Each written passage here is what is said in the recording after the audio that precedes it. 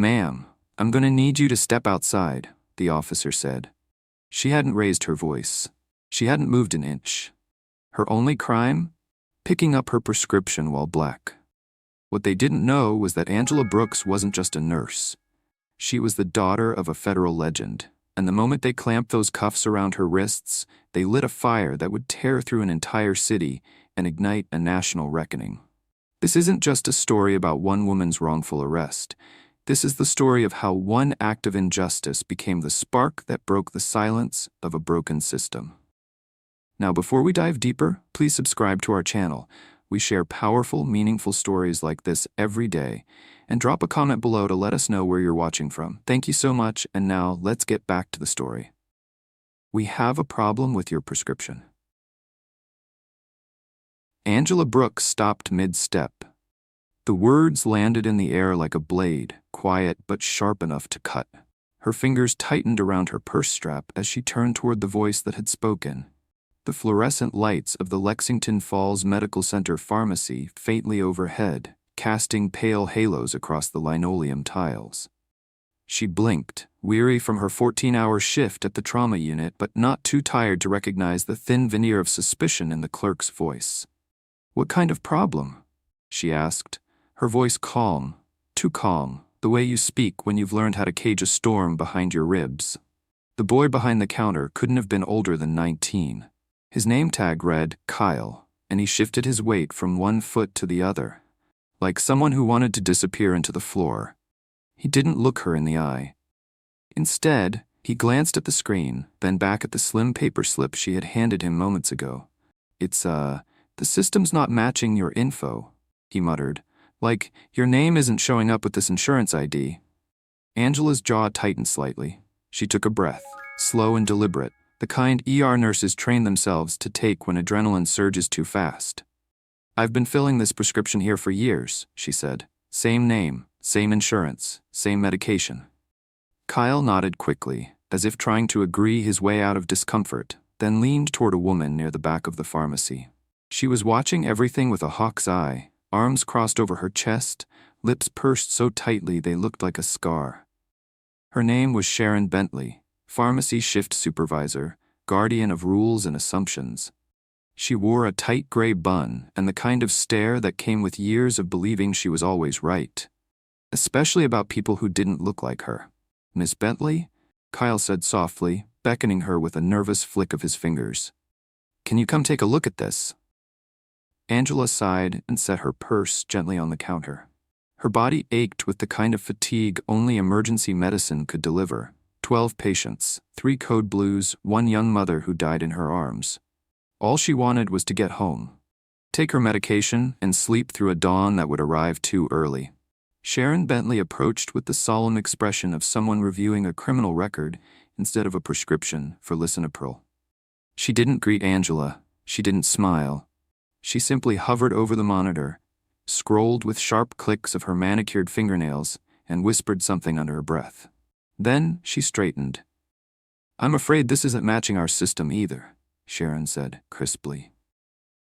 "We'll have to hold this for now. There may be a case of insurance misuse." Angela blinked. Once, then again. "I'm sorry, are you accusing me of fraud?" Sharon gave a dismissive shrug. "We just need to verify a few things. I'll need you to stay right here while we contact local authorities."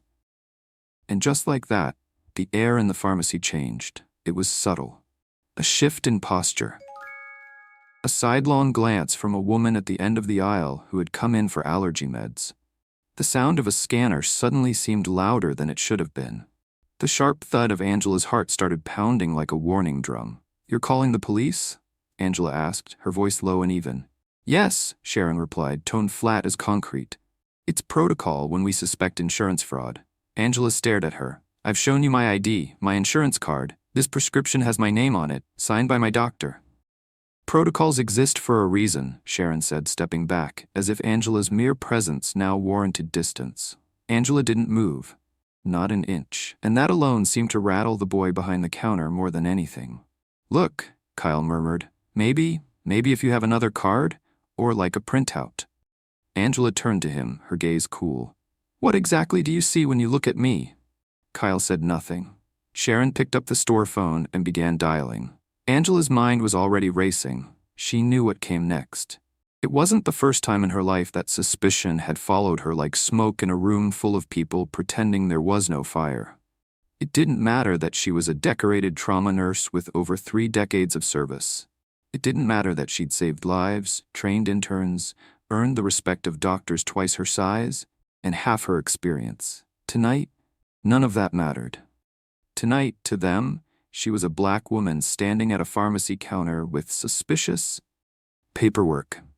"I'm staying," she said firmly. "I've done nothing wrong, and I'm not running from an accusation I didn't earn." She folded her arms and stood still. 5 minutes later, the red and blue lights reflected through the front windows. Angela didn't flinch. 2 officers stepped in, both white, both tall. The lead, broad-shouldered, square-jawed, and wearing a buzz cut that matched his sneer, walked in like he owned the floor. The second one lingered near the door, unsure, eyes flicking to Angela, and then away again. Sharon was on them in seconds. She tried to fill a fraudulent prescription, she said urgently. "ID didn't match. Account looks fake. I thought it was safer to call you." The lead officer didn't check the ID, didn't ask for clarification. He just looked at Angela like she was already a booking number in a spreadsheet. "Ma'am," he said, placing a hand on his belt, "step outside." Angela's voice was velvet and steel. "I'd like you to verify my documents before we escalate this." He tilted his head. "We can do this the easy way or the hard way." Angela reached into her bag slowly and pulled out her ID, her insurance card, and a letter from her physician. "Here, everything you need." He barely looked. Outside, now. The younger officer shifted uncomfortably, sensing the line, but not crossing it. Angela knew that move well, cowardice in a blue uniform, dressed up as neutrality. Then the officer grabbed her wrist. Gasps echoed from the back. A man near the first aid aisle raised his phone and hit record. Sharon folded her arms, triumphant. Angela didn't resist. She didn't scream. She didn't give them the story they wanted.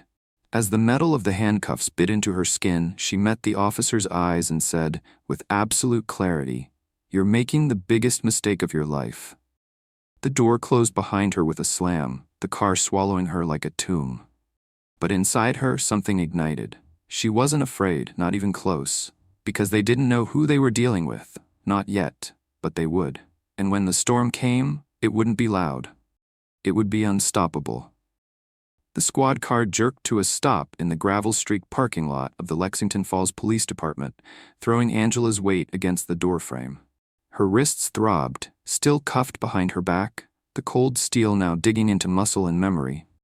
The silence between her and the officers wasn't peace.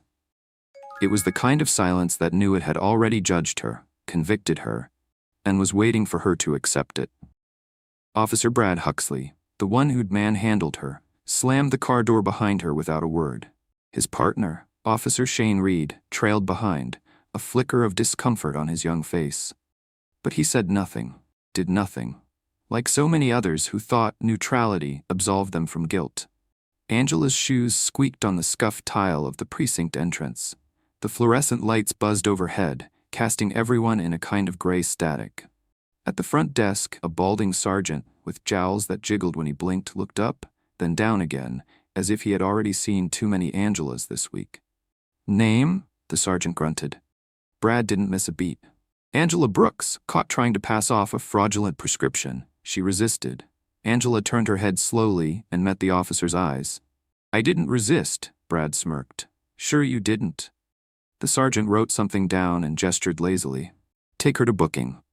Angela was led down a narrow hall. Posters lined the walls. Recruitment slogans, community outreach pamphlets, photos of officers shaking hands with children at fairs and school events. It was a cheap illusion. Behind those smiling faces, Angela could hear the real heartbeat of this place. Jokes whispered under breath, laughter at someone else's expense, the kind of small, insidious rot that festered until it poisoned everything. In the booking room, Officer Reed hesitated slightly before unlocking the cuffs. Angela didn't rub her wrists. She wanted them to see the marks. She wanted them documented.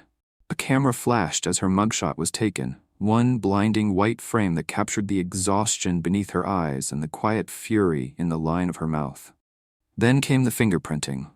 Rough and perfunctory. Her fingers pressed so hard against the scanner that she felt bone grind. After that, they walked her to a holding cell. Bare steel bench, toilet in the corner, flickering light overhead. The clang of the cell door closing behind her wasn't just physical, it was personal. Brad leaned against the bars, arms folded, watching her like she was a problem that refused to solve itself. "You want to tell us the truth now?" he asked, voice slick with sarcasm. Angela didn't look up. "I already did." "Suit yourself," he said. "But you might want to start thinking about a lawyer, unless you've got one hiding in that purse of yours." He laughed. Reed didn't. When they left her alone, Angela sat perfectly still, not slumped, not broken. She adjusted her posture deliberately, back straight, shoulders squared, hands folded calmly in her lap. She wasn't going to give them anything. Not fear, not tears, not the satisfaction of her silence. The bruises on her wrists ached, her throat burned with the things she wanted to scream. But none of that made it past her lips, because she knew something they didn't. The storm was already coming. Outside, the sun had long since set, but the air hadn't cooled. Heat clung to the brick and concrete, thick with the weight of everything left unsaid. Inside the station, the rhythm shifted. Phones rang twice as often. Officers paced. The desk sergeant answered a call and stiffened slightly. Angela closed her eyes for just a moment. She knew that voice, even from behind a thick wooden desk and decades of silence. She knew it. Franklin Brooks didn't raise his voice often. He didn't have to. As a former lead investigator with the Federal Marshal Service, his name still echoed in the halls of agencies who'd spent years trying to contain what he'd exposed. Dirty cops, corrupt prosecutors, entire precincts rotten through. When he retired 5 years ago, it wasn't because he was tired. It was because he had grown too dangerous to the system. And now the system had come for his daughter. The phone rang again. This time it didn't stop. Angela listened as voices grew louder on the other side of the station. Not panicked, but tense, controlled. The sound of men realizing they had stepped in something they couldn't scrape off. She heard it clearly. "What do you mean someone from D.C. is calling at this hour?" A pause. "Well, they can take a number." Another pause. Then lower, more hesitant. "Wait, who?" The temperature of the station dropped like a stone. Angela opened her eyes. That cold fire inside her, the one that had sparked the moment the cuffs snapped shut, began to glow brighter. It wasn't anger anymore. It was focus, precision, the kind her father had drilled into her from the time she was a teenager. "Don't yell," he used to say. "Stand still, let the truth do the shouting."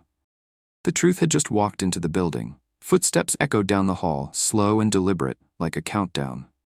Officer Reed appeared first, pale as paper. He glanced at Angela and then quickly looked away. Then came the two men in black suits, earpieces glinting, movements crisp. Not local, not even state. These were federal. And behind them, Franklin Brooks. He hadn't changed much, a bit more gray at the temples maybe, but his presence hadn't dulled one bit. He walked like the ground had already agreed to move for him. His eyes scanned the room, not frantic but lethal in their focus. When he met Angela's eyes, he didn't need to speak. "I'm here. You're not alone, not this time." He turned to the desk sergeant. "Unlock the cell." Brad appeared from the side, voice rising with indignation. "You can't just barge in here."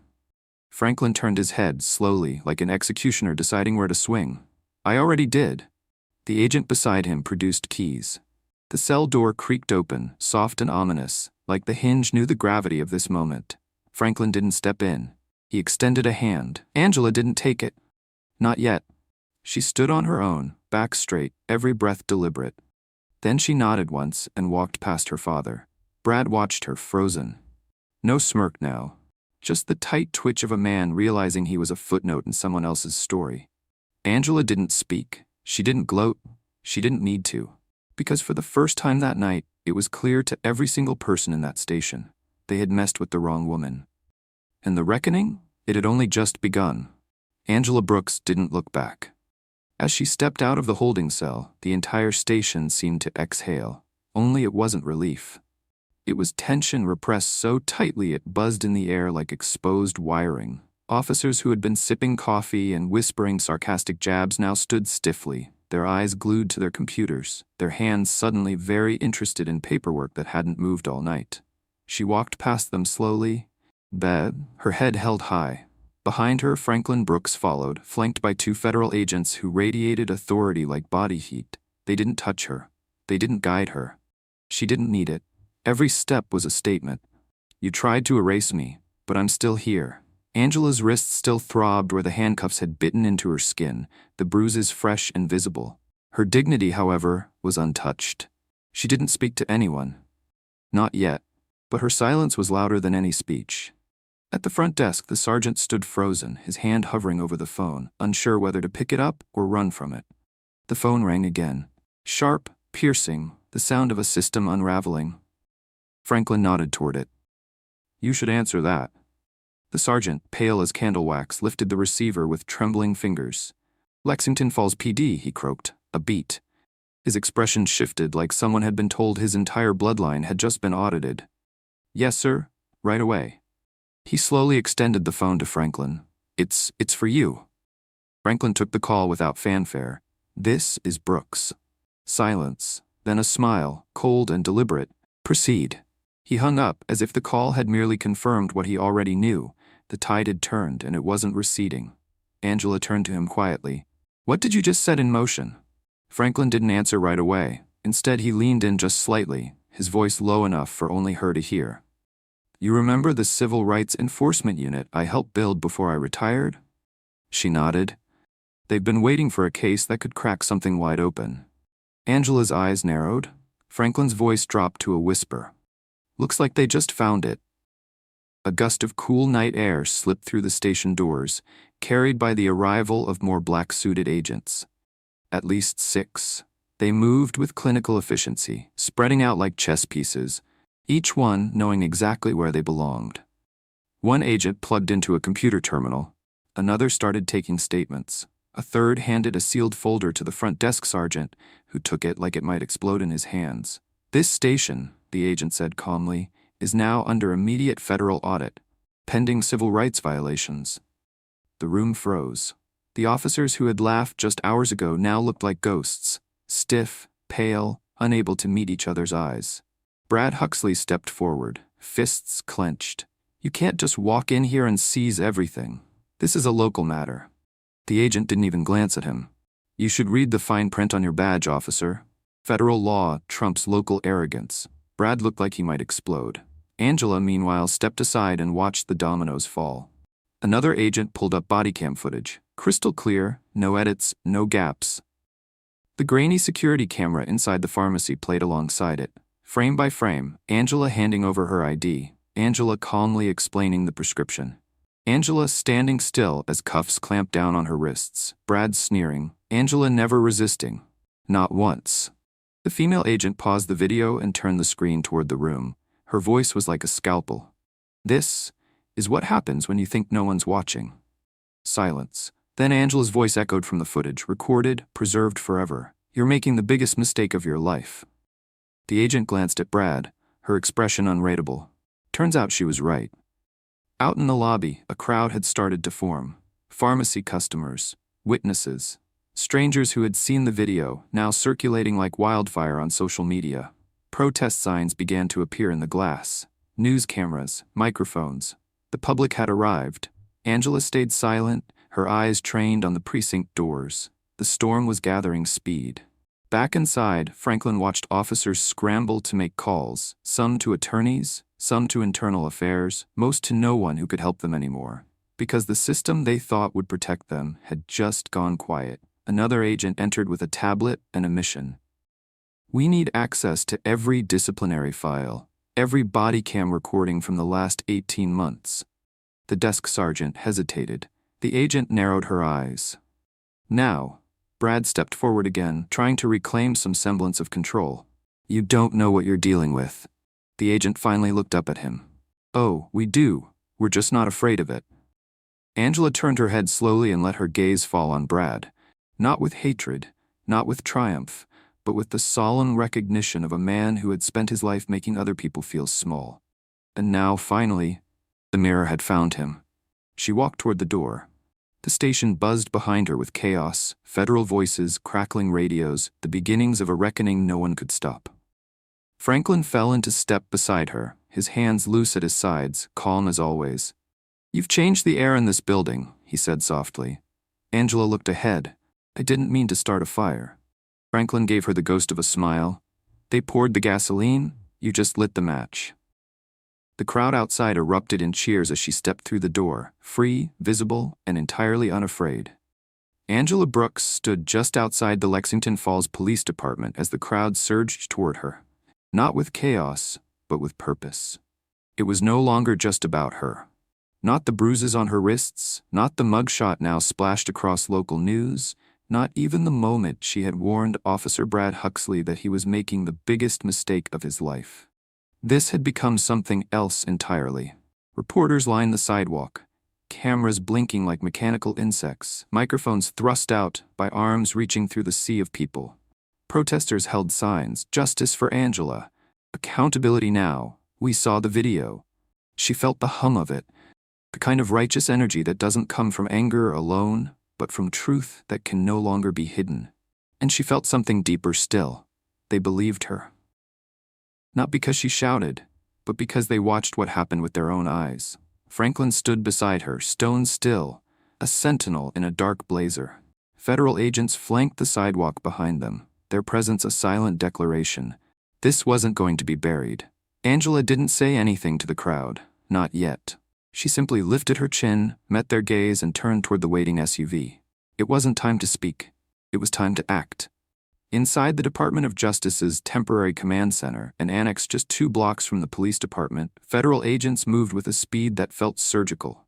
Files were stacked in rows, screens displayed body cam feeds, surveillance footage looped silently, each frame capturing more than a decade of misconduct. Special Agent Camille Rowe, the lead investigator, leaned over a long table strewn with open case files. Her jaw was set, her focus razor-sharp. "This department is a landfill," she said flatly, addressing her team, "and we've just uncovered the stink." She gestured to a monitor where a young black teenager was shown being slammed against a squad car. 16 years old. No charges, no apology. Another clip. A Latina mother shoved into the back of a cruiser with her toddler watching. No citation, no explanation, just intimidation. One after another, the stories unspooled. Some old, some new, all buried. Angela sat quietly at the back of the room, absorbing it all. She hadn't known, hadn't realized just how deep the rot went. She thought about her night in the holding cell, how cold the bench had been, how mechanical the process. And now she realized it wasn't a mistake. It was a pattern, a system. And she had walked straight into its belly and refused to bow. Franklin stood across the room, arms folded, speaking quietly with Camille Rowe. "She's more than a plaintiff," he said. "She's the matchstick. They lit this fuse. Now we make sure it doesn't go out halfway through." Camille nodded. "We're building a federal civil rights case, not just against Huxley and Reed, but against command, internal affairs, anyone who knew and buried it." Franklin glanced toward Angela. "You'll have the full weight of Washington behind you," he said. Rowe didn't blink. "Good, because we're going to need it." By mid-afternoon, the first national media trucks had arrived. CNN, MSNBC, even Fox News. Angela's face was everywhere, across social media, cable news, and digital front pages. But not as a mugshot anymore. She had become a symbol, not of victimhood, but of resolve. Clips from the pharmacy played on loop, her calm voice explaining her prescription, her handcuffed dignity, her voice saying, "You're making the biggest mistake of your life." And then the follow-up footage, her walking out of the precinct with Franklin at her side, federal agents holding open the door. It was cinematic. But it was also very real.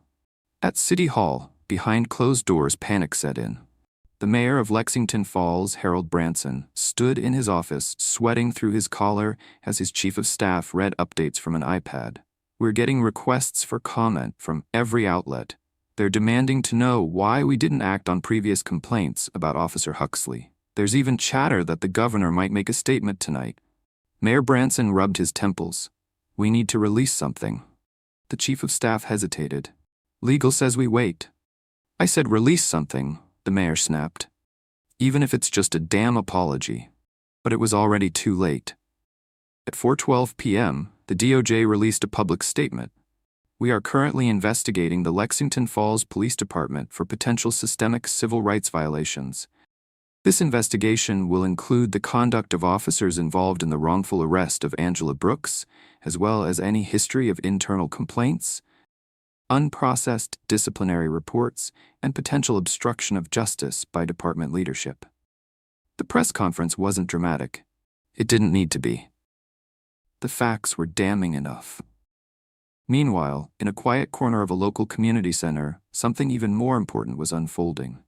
Angela sat in a folding chair surrounded by a group of strangers, some young, some old, all quiet, all watching her with the kind of intensity that can only come from recognition. A community organizer named Avery Hill stood at the front. He was wiry, sharp-eyed, the kind of man who had spent most of his life shouting truth into rooms that tried to ignore him. "You didn't just survive something," he said, nodding at Angela. "You reminded people that the system can be challenged." He looked around at the room. What happened to Ms. Brooks? This is not the first time. This room is full of first times that were never believed. This is your chance, our chance. Then quieter. "But we need a face. We need a lead plaintiff. Someone the public already believes in." All eyes turned to Angela. For a moment, she was back in that cell, sitting on the cold bench, wrists bruised, silence louder than violence. And then she remembered how it had felt to stand up, to walk out, to look a broken system in the face and say, "No more." She stood, slowly. "I'll do it."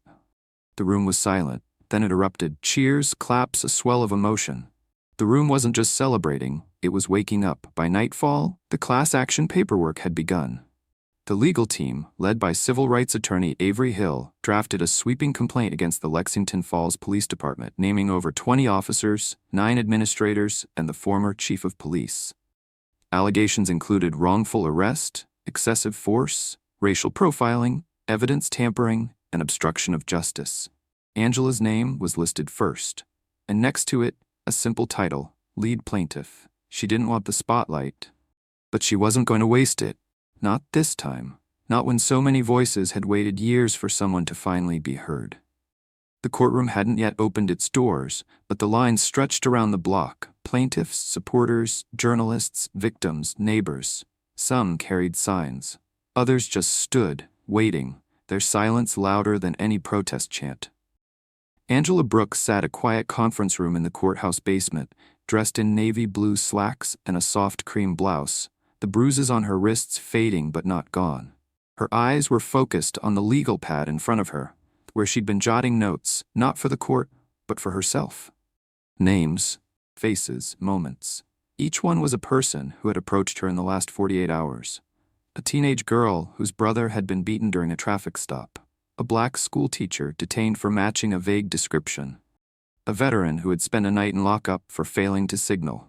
Angela wasn't just fighting for herself anymore. This was bigger. Much bigger. Across the room, attorney Avery Hill leaned over a thick folder, his brow furrowed in concentration. "We're not just building a case," he muttered. "We're building a reckoning." Angela didn't look up. "Then we'd better make sure it echoes." The lawsuit had gone public less than 48 hours ago, and already the floodgates were breaking. The Department of Justice had formally joined the civil complaint, adding federal weight to what was already being called the most significant local civil rights case in the state's history. But the real avalanche began when the DOJ's internal audit team gained access to something the department thought had been wiped years ago. Archived body cam footage. It wasn't just evidence, it was a confession. Special Agent Camille Rose stared at the screen in disbelief as one video played. Officer Brad Huxley shoving a black teenager against a patrol car, cursing under his breath while the kid cried out in pain. The teen had never been charged. The incident had never been logged. The body cam footage had been marked as corrupted until a forensics expert recovered a mirrored backup stored on an old department server. "We've got them," Rowe whispered. Another video loaded. Officer Shane Reed laughing as he and another officer performed a mock drug search on a Latina mother during a traffic stop. There were no drugs, no citation, just humiliation and fear. Rowe didn't smile. Her voice remained flat as she spoke into the DOJ's case tracker, confirming a pattern of systemic abuse, recommending criminal charges under Title 18, deprivation of rights under color of law. By the next morning, DOJ subpoenas hit Lexington Falls like thunderclaps. Internal emails surfaced, officers joking about cleaning the streets the old-fashioned way. Screenshots of deleted text threads showed supervisors congratulating high-stop officers with secret overtime bonuses. Chain of custody violations were uncovered. A missing fingerprint card for a juvenile suspect mysteriously found in the drawer of a suspended officer. And then came the most damning file yet, a secret spreadsheet. It tracked every complaint filed against the department. Over 700 entries in 10 years, fewer than 15 had been reviewed. Angela stared at the document, hands trembling. "These were people," she said softly, "and they buried them like they were nothing." Meanwhile, Lexington Falls City Hall was in full panic mode. Mayor Harold Branson stood behind the podium, flanked by the interim police chief, sweat glistening at his temples despite the air conditioning. Cameras lined the back wall. Reporters filled the seats, pens flying across notebooks, mics blinking red. "We acknowledge the growing concerns raised by recent allegations," Branson said, his voice hollow. "The city is cooperating fully with federal authorities and has placed multiple officers on administrative leave pending investigation." A reporter cut him off. "Will the city be issuing a public apology to Miss Brooks and the other victims?" Another shouted, "Why did it take a viral video for you to act?" Branson's voice cracked. "We're taking steps, real ones." Angela, watching the broadcast from the DOJ's operations center, raised an eyebrow. "They're not sorry, they're scared." Franklin Brooks sat beside her, arms folded. "Good. Fear's a hell of a motivator." That night, the protest reached critical mass. More than 1,200 people marched through the streets of Lexington Falls, holding signs chanting Angela's name. Not just her name, all the names. Victims who had never seen justice. Cases that never made the news. Stories that were once whispered, now shouted through megaphones. A choir of truth. And in the center of it all, Angela stood with a microphone, her voice steady, her heart full. "I didn't ask for this fight," she said. "But I won't run from it. Because this isn't just about me. It's about every mother afraid to let her son walk to school. Every teenager taught to keep his hands visible. Every grandmother who had to swallow her pride to survive a traffic stop." The crowd roared. Tears ran down cheeks. Police watched from a distance, some stoic, others ashamed. Angela didn't look at them. She looked at the people. This city is changing, not because they wanted it to, but because we made them. In the following days, 6 officers resigned quietly. 3 senior administrators were placed on unpaid leave. The police chief abruptly retired, and an independent oversight committee was installed with full community representation. But the damage was done, and the healing? That would take more than firings and speeches. Angela returned home late that Sunday night to find a letter waiting on her porch. It was handwritten. No name, no signature, just 3 lines. "I was one of them. I watched. I didn't stop it, I'm sorry." She folded it quietly and placed it in a drawer. Then she sat down at her kitchen table and wrote a list. Things they took: sleep, peace of mind, dignity. Things they gave by mistake: a microphone, a movement, the truth, and underlined in bold strokes, "This isn't over," because it wasn't. The courtroom was ice cold, but Angela Brooks felt nothing but heat in her chest. She sat at the plaintiff's table, calm on the outside, coiled steel beneath. Her hands were folded neatly, her shoulders squared. A quiet strength radiated from her posture, one forged not in protests or headlines, but in every moment she'd been made to feel small and chose not to shrink. The trial of Brooks' Lexington Falls Police Department was about to begin, and for the first time in decades, the city's justice system wasn't allowed to operate in shadows, because the whole world was watching. Every seat in the courtroom was filled. News outlets had lined the sidewalks since dawn. Live feeds were broadcasting across the country. Schoolchildren were discussing it in classrooms. Grandmothers whispered prayers across church pews. Former victims, once silenced by shame and disbelief, sat in the gallery holding hands. And at the defense table sat the 2 officers who had lit the fire that now threatened to burn their entire house down. Officer Brad Huxley, Officer Shane Reed. Their suits didn't fit. Their eyes darted, the smirks were gone, the arrogance had curdled into something sour and hollow. Brad tapped his fingers on the table like a man trying to wake from a nightmare. Across from him sat the woman they had wrongfully cuffed, accused and paraded like a trophy of their impunity. Angela didn't flinch. The judge entered.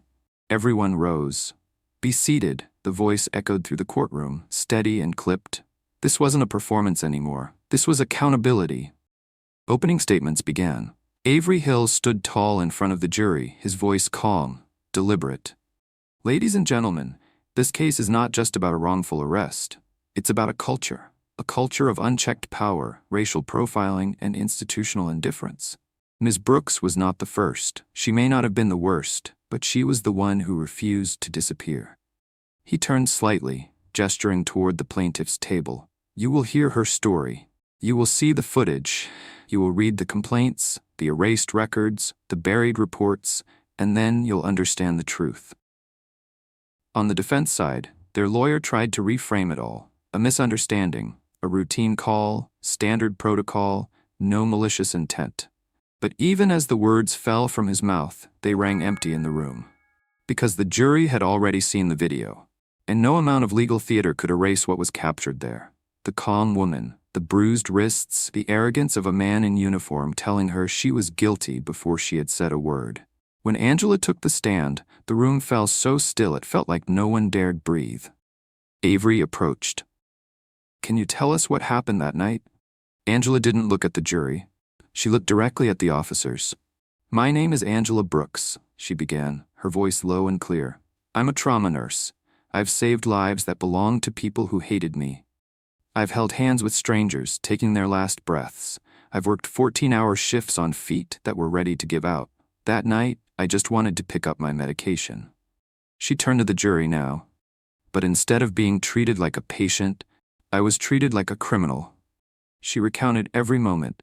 The teenage clerk's shifting eyes, the manager's brittle tone, the patrol car's cold metal interior, the slam of the cell door. "I didn't scream, I didn't fight, because I knew that even resisting the idea that I had done something wrong could get me killed." There was no dramatics, just truth, delivered with razor-sharp clarity.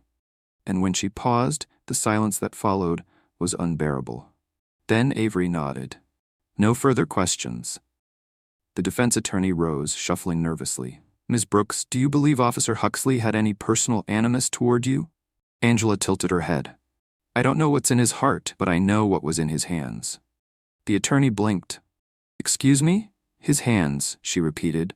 "When he reached for those cuffs before looking at my ID, when he grabbed my wrist without a word, that was the intent I saw." He stumbled, tried to pivot. "Would you agree that tensions were high that evening?" She didn't blink. Tensions weren't high, just his assumptions. There were no more questions after that. Later that afternoon, the DOJ played a sequence of video clips for the jury, body cam footage, internal surveillance, cell phone videos from the pharmacy, and a final recording, a voice memo from a bystander who had captured Huxley laughing outside the squad car with Officer Reed just moments after the arrest. "They always try to pull that nurse card," Huxley had said on tape, "like we're supposed to care." The courtroom didn't gasp, it didn't need to. The jury just watched and remembered. Over the next 3 days, the courtroom heard from others. A young man, 22, who'd been arrested for loitering outside his own apartment building. A retired teacher mistaken for a suspect during a routine stop. A high school student detained without cause for walking home with a hoodie pulled over his head. They cried. They trembled. But they spoke. And Angela listened to each of them like she had sworn an oath to bear witness. Because maybe she had. Finally, it was time for cross-examination. Officer Huxley was called to the stand. He sat stiffly, jaw locked, hands twitching in his lap. Avery stepped forward. "Officer Huxley, did you ask Ms. Brooks to explain her situation that evening?" I was told she was attempting to use someone else's insurance." "So you didn't ask? She didn't cooperate? Didn't she offer ID, her insurance card, and a doctor's note?" Huxley flinched. "Yes, but... And did you verify those documents before placing her in handcuffs?" "She was acting suspicious. Answer the question." "No," he muttered. "I didn't." Avery's tone never changed. "So when you put her in cuffs, Officer Huxley, what were you arresting her for?"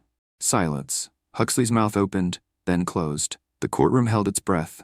Avery pressed once more. "What was the crime?" There was no answer, because everyone in that room already knew it.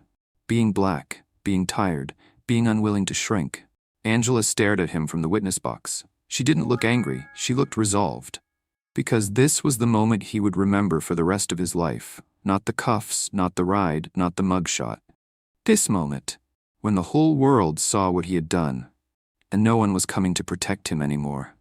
The courtroom lights buzzed overhead, faint but insistent, like everything else in the room had gone silent, holding its breath. Angela Brooks sat still, her fingers interlaced in her lap, her breath slow and measured. The jury had been out for 3 hours. 3 hours of deliberation that felt like 3 lifetimes.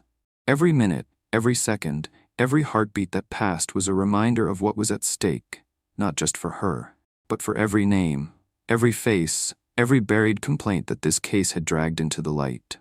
Across the aisle, Officer Brad Huxley tapped his foot relentlessly under the defense table. His jaw clenched so tight it looked like he might grind his teeth to powder. Shane Reed sat beside him, hands folded, sweat shining on his temples. Their suits, once sharp and smug, now hung heavy, creased with fear. Angela didn't look at them. She didn't need to. They had already seen everything she needed them to see. The quiet dignity that never cracked, the truth that didn't waver, the flame that never flickered. The bailiff entered. All rise. Everyone stood. The jury filed back into the room, 12 expressions sealed shut, not a single eye gave anything away. Angela didn't blink. She didn't pray, she had already made peace with whatever came next. The foreman stood, a single white slip trembling slightly in his hand. In the matter of Brooks v. Lexington Falls Police Department, we, the jury, find the defendants, he took a breath, liable. There was a sound, soft at first like air escaping from a balloon, but it grew. Whispers, gasps, and then the words, guilty, guilty, guilty, on all counts, wrongful arrest, excessive force. Deprivation of rights under color of law, institutional negligence, a federal civil rights violation. Angela closed her eyes just for a moment, letting the words wash over her like cool rain on a fire that had been burning too long. She didn't smile. She didn't cry. She just breathed. For the first time in weeks, she truly breathed. The judge thanked the jury and dismissed them, and with the sound of the gavel striking wood, the case that had held a city hostage came to a close. At least, on paper. Because the real trial, the trial of a city's conscience, was just beginning. Outside, a wall of cameras waited. Microphones were already lined up on the podium. Protesters had gathered at the courthouse steps. Some cried, others chanted, others simply stood, arms crossed, holding up signs that no longer needed to scream. The verdict had already done that. Angela stood behind the podium, flanked by Avery Hill and Special Agent Camille Rowe, the DOJ's sharpest blade now sheathed but still gleaming in the sunlight. She took no notes from a folder. She read nothing from paper. She didn't need to. Her voice was clear, carrying over the silence like a hymn. This was never about revenge. This was never about tearing down the police. It was about the truth. And the truth is this: the system didn't fail me that night. It did exactly what it was built to do. Gasps rippled through the crowd. Reporters leaned forward. Angela continued, unwavering. It profiled me. It arrested me. It humiliated me, not because I did something wrong, but because I dared to exist in a body they were taught to fear. She paused. Don't tell me this was just a few bad apples, because it wasn't just them. It was the manager who made the call, the sergeant who processed me, the officers who watched and said nothing, the supervisors who shredded the reports, the unions who protected the predators, the silence, the smirks, the shrugs. The air grew heavy. This case wasn't about a pharmacy prescription. It was about a prescription for change, one this city has ignored for decades. She looked toward the building behind her, but not anymore. Thunderous applause erupted behind her. Shouts, cheers, tears. Franklin Brooks stood a few steps behind her, arms folded, his expression unreadable, except for the fire in his eyes. It wasn't pride, it was something deeper, something closer to a promise fulfilled. That night, national news stations led with Angela's speech. The system didn't fail, it did what it was built to do. The words were repeated by anchors, reposted by millions, written in chalk on sidewalks and printed on posters taped to lampposts across the country. Angela had become something she never wanted. A symbol, but this time not of what was broken, of what could be rebuilt. Within 72 hours of the verdict, the Department of Justice filed a formal federal indictment against multiple Lexington Falls officers and administrators. Body cam policies were overhauled. A new civilian oversight board was sworn in, half of whom were formerly incarcerated or wrongfully arrested citizens. The mayor, after weeks of pressure, announced he would not seek re-election. And Angela? She declined every television interview. Instead, she sat quietly in the back row of a community-centered gymnasium where a new nonprofit, the Brooks Foundation for Justice, was launched to support survivors of civil rights violations. She didn't speak. She listened, to a 17-year-old boy who had never been able to share his story until now, to a grandmother who'd waited 30 years to say, "They did this to me too," to a city that was finally learning to speak the truth out loud. Angela returned home that evening to a porch covered in cards and flowers. Some were anonymous. Others bore long paragraphs from people she'd never met, but one letter stood out. Handwritten, simple. It read, "Because you stood up, I finally believe I can too." She held the note for a long time before folding it and placing it beside the original police citation she had kept, unceremoniously, in the back of her closet. A reminder of what they tried to take and what they gave her instead. It started with a phone call from Chicago, then one from Baltimore, then Atlanta, then Oakland, then Dallas. One by one, city officials, civil rights attorneys, grassroots organizers, and Department of Justice agents reached out, not just to thank Angela Brooks, but to ask the same question: how did you do it? But Angela didn't say, "I," she said, "we." Because none of this happened because of one voice. It happened because one voice sparked dozens, then hundreds, then thousands. What happened in Lexington Falls was no longer just a local reckoning. It was a national template. The lawsuit, the audit, the exposed corruption, the victory in court, the truth. Angela had become the case study, the playbook, the symbol, and whether she wanted it or not, she was now leading a new chapter in the fight for justice. In the weeks following the verdict, Angela's calendar filled up with invitations.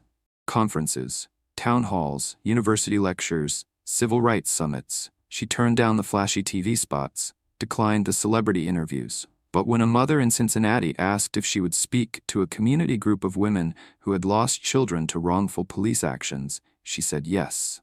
When a young activist in St. Louis asked if she would stand with them at a city hall protest against unconstitutional searches, she said yes. And when the President's Advisory Council on Policing Reform called to ask if she'd consider serving as a special consultant, Angela paused and said, "Only if I get to tell the truth." Franklin Brooks watched it all unfold from a distance, proud, measured, never once stepping into the spotlight. But he never left her side, either. They often sat together on Angela's porch, late into the night, sipping tea, reviewing legal drafts, answering emails from organizers in cities he'd once investigated for corruption. "It's strange," Angela said one evening, watching the stars emerge one by one. "I never asked for this." Franklin chuckled. Power rarely shows up politely. She gave a soft, exhausted smile. "But now that it's here, you make it count," he finished. One Sunday afternoon, Angela returned to the community center gymnasium where the Brooks Foundation for Justice now held monthly meetings. The chairs were fuller this time. The walls were lined with volunteers. The room buzzed with purpose. Angela didn't plan to speak. But when a young black girl, maybe 9 years old, wearing a "Justice is a Verb" t-shirt, approached her, everything changed. The girl looked up at her, eyes wide, and said, "Are you the lady who told them the truth?" Angela knelt down. "I tried," she said gently. The girl nodded. "My teacher said you're like Harriet Tubman. You showed people the way." Angela's throat tightened. "Thank you," she whispered, her voice catching. The girl reached into her small backpack and handed Angela a crayon drawing. It was crude, sweet, honest. Angela, standing on a courthouse step, holding a torch made of fire and paper. Behind her stood a long line of people, all of them smiling, all of them finally seen. Angela folded the drawing carefully and held it to her chest. "I'll keep this forever," she said. The next week, the Washington Post published a profile titled, "The Nurse Who Changed Everything." CNN's special report followed. Brooks v. the Badge, how one woman sparked a nationwide reckoning. And in cities across America, small groups began requesting their own DOJ audits. People started digging into complaints long buried. Local newspapers began asking harder questions. Police oversight boards saw renewed energy, with new appointees demanding access to data previously sealed. Even the Department of Justice announced a new policy directive, the Brooks Protocol, a formal pathway for victims of racially biased policing to receive expedited federal review and community support services. Angela hadn't just won her case, she had reshaped the process.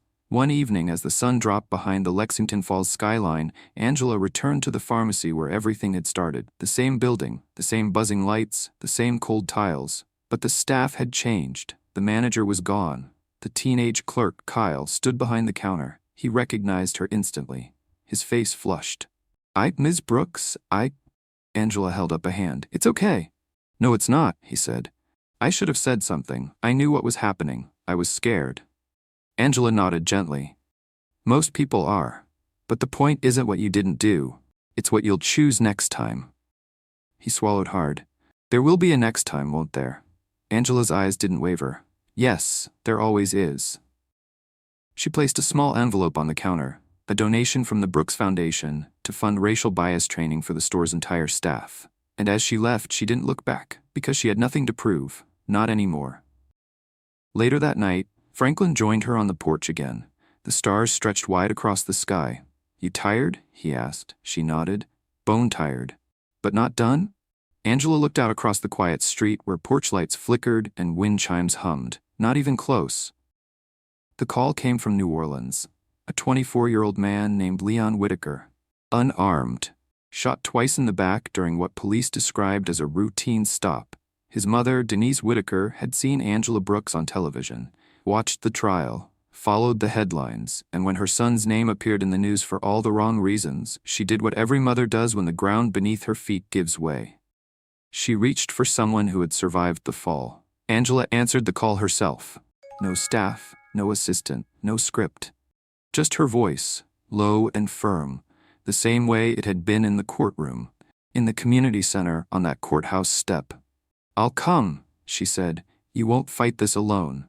Angela stepped off the plane in Louisiana into a heat thick with grief. Denise waited near the baggage claim, her hands clenched tightly around a photo of her son in his graduation robe. Her eyes were rimmed red, but her posture was fierce. I don't know how to do what you did, she said quietly, but I want to learn. Angela took the photo and held it a moment, her thumb brushing the edge of Leon's proud smile. We'll start the same way I did, she said, with the truth. What followed mirrored the early days in Lexington Falls. Avery Hill joined her in New Orleans. DOJ agent Camille Rowe reached out to offer procedural guidance. Community leaders packed folding chairs into church basements. Whispers became statements. Statements became affidavits, and slowly the Whitaker case grew teeth. Angela sat with witnesses, read internal reports, reviewed body cam footage that had been conveniently damaged. She saw the same patterns, the same rot disguised as routine, and it lit something in her all over again. Not anger, not fear, readiness. This time, she wasn't the victim. She was the veteran, the architect of justice. Within 2 weeks, the Whitaker family filed a wrongful death lawsuit against the New Orleans Police Department. The local DA, already facing pressure, opened an investigation. The mayor's office denied wrongdoing, but their statements were hollow, lacking even the polish of Lexington's late apologies. Because now, they knew who they were up against. Angela wasn't a nurse anymore. She was a force, and more importantly, she had a following. In Lexington Falls, the Brooks Foundation had grown into a national coalition. Community justice chapters popped up in 8 cities within 3 months. They weren't nonprofits. They were nerve centers. Grassroots units that train people on how to document abuse, file federal complaints, protect themselves in court, and use media as a shield instead of a spotlight. Angela visited each one quietly. No press, no speeches. She didn't need to be the face. She wanted to be the root. In New Orleans, Angela met with Denise Whitaker again after a town hall. The room was packed, mothers in the front row, teenagers in the back, reporters pressed against the door. Angela had spoken for only 10 minutes, but every syllable had landed like a drumbeat. Afterward, Denise pulled her aside. I'm scared, she confessed. I keep thinking, what if they come after me next? Angela didn't lie to her. They might. Denise's eyes welled. But you'll still stand? Angela asked. Denise nodded slowly. I will. Angela took her hand. Then we've already won. The case began to gain momentum. National outlets picked it up. Civil rights lawyers called to volunteer. Whistleblowers inside the police department began sending encrypted messages to the Foundation's legal arm. Angela sifted through them late into the night from her hotel room. PDFs, redacted reports, off-the-record testimonies, the same rot, same stains, same story, different city, but now with a different ending. Because this time they knew someone was watching. And across the country, people started watching more closely. Teachers used Angela's trial in history classes. College students formed debate clubs on systemic justice. Artists painted murals of her holding a torch, surrounded by names she had helped pull out of the shadows. And most importantly, other women began to rise. Angela met them at airports, in church lobbies, outside courtrooms. Women who had been arrested, silenced, humiliated, ignored. But now they were organizing. Now they were leading. Now they had language and law and strategy. And it had all started because one woman refused to walk out of a pharmacy with her head down. Back in New Orleans, Angela stood beside Denise as they prepared for the first evidentiary hearing. You ready? Denise whispered. Angela took a breath. No, she said, but I'm standing anyway. They entered the courtroom together. 2 women, 1 fight, and behind them, a movement. Spring had arrived in Lexington Falls, but it felt different this year. The air was sharper, the streets were louder, and the people, especially the ones who had once been too afraid to speak, stood taller. Angela Brooks returned home after 3 months on the road. Her suitcase still smelled like hotel disinfectant and airplane air, but her shoulders held the weight of cities that had begun to crack open. She stood on her porch, watching neighborhood kids pedal by on bikes too big for them. She smiled as they waved, not out of recognition, but out of respect. They knew who she was. They knew what she'd done. But more importantly, they knew what they could do now. Inside her living room sat 3 unopened boxes of letters, thousands of them, sent from every corner of the country. Some from students, some from mothers, some from people who'd once worn the badge until they couldn't live with the silence anymore. Angela opened one and read it aloud. Because you refused to stay quiet, I filed a report on my department's misconduct. I lost friends, but I found my spine. Thank you. Another one. My sister's story was buried for 5 years. After watching your trial, we submitted new evidence. Her case is being reopened. I think she'd want to thank you. Angela folded each letter with care, as if tucking away parts of herself in every envelope. These weren't just messages, they were seeds. The Brooks Foundation now had chapters in over 20 cities. It trained volunteers to collect video evidence, translate legal documents into plain English, and walk victims through every step of a complaint. It offered emergency stipends for families facing retaliation after speaking out. It built a digital library of archived misconduct, body cam footage, whistleblower reports, timelines, available to any journalist, lawyer, or citizen who needed proof. Angela didn't run it from a corporate tower. She ran it from a room in her modest house, next to her kitchen, across from the table where she'd once sat alone after being released from jail, wondering if the world would care. Now it did. The final hearing in the Whitaker case concluded on a Tuesday. Angela stood beside Denise Whitaker as the judge read the DOJ's official finding: systemic pattern of unconstitutional conduct, civil rights violations, retaliatory suppression, unjustified use of deadly force. The courtroom erupted. Denise sobbed, burying her face in Angela's shoulder. And as the reporters shouted questions, Angela stepped to the podium one last time. She didn't raise her voice. She didn't need to. Leon Whitaker should be alive, she said. And every officer, every administrator, every city official who helped bury his truth should be ashamed. She scanned the room. But shame is not justice. And justice is not a press release. It's action. It's accountability. It's change. She paused, then added, and now that you've seen how this ends, you don't get to pretend you didn't know how it started. Back home, a mural had been painted on the wall of Lexington Falls High School. Angela saw it for the first time while walking to the corner store. She stopped cold. The mural stretched 30 feet. In it, Angela stood in her scrubs, one hand holding a file folder, the other holding open a courthouse door. Behind her were silhouettes, mothers, teenagers, elders, all walking through. Above her head were the words, "We are not powerless, we are not invisible, we are the storm." Angela stood in silence, hand pressed to her heart. Then she walked on. Months passed. Laws changed, police departments restructured, federal reviews became easier to file, independent monitors became non-negotiable. Prosecutors who once looked the other way were voted out. Officers with long records suddenly found themselves without shields. But more importantly, ordinary people, especially black women like Angela, began telling their stories in courtrooms, community halls, city council meetings. Not victims, not defendants, leaders. Angela didn't just open a door. She handed out keys. One evening, Franklin Brooks joined her for tea on the porch. His hair was grayer now, his walk a bit slower, but his eyes hadn't changed. They watched the sunset in silence for a while before he finally spoke. "Do you realize what you did?" Angela smirked. "Which part?" He chuckled. "All of it." She looked at him. "No, I didn't realize it at the time. I just knew I couldn't stay quiet." Franklin nodded. "And because you didn't, 1,000 others didn't either." She leaned back, eyes on the sky. "You ever think we'd see something like this?" "Not in my lifetime," he said. "But you gave us something we hadn't had in a long time." Angela turned to him. "Hope." Franklin shook his head. "Proof." A year later, a statue was commissioned for the Lexington Falls courthouse steps. Angela refused to pose for it. Instead, the artist created a bronze figure of a nurse, not standing tall, but helping another woman to her feet. No pedestal, no heroism, just strength passed from hand to hand. At the base of the statue, carved in bold letters, were Angela's own words. "The system didn't fail me, it did exactly what it was built to do. And I broke it." To anyone watching this, remember, Angela Brooks didn't start a movement by being the loudest. She started it by refusing to disappear. They tried to humiliate her, they tried to silence her. But in trying to destroy her, they gave her a spotlight, and she aimed it right back at them.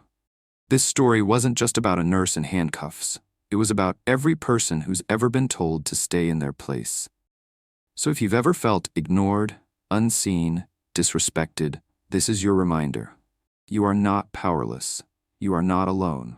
And your voice might be the match that lights the next fire for justice. Subscribe, share this with someone who needs hope, and leave a comment below, because the world doesn't change until we speak up.